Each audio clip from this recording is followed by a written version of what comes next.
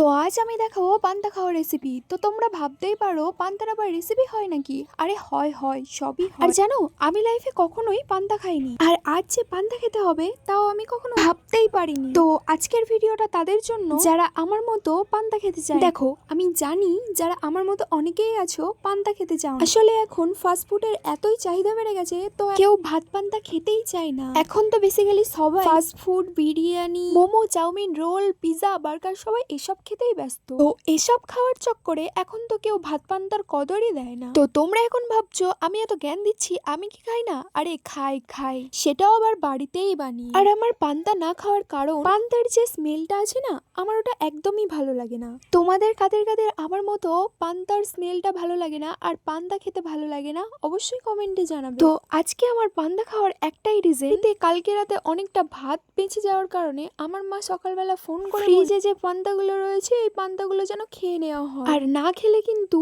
ভাতও রাঁধতে দেবো না, আর তোমার জন্য কিছু খাবারও নিয়ে যাব না, তুমি কিন্তু না খেয়েই থাকবে। তো মায়ের এই কথা শোনার পর আমি তো ভয়ে কাতো কাতো হয়ে গেছিলাম, আর সকাল থেকে কিছু না খাওয়ার জন্য আমার খুব খিদেও পেয়ে গেছিল।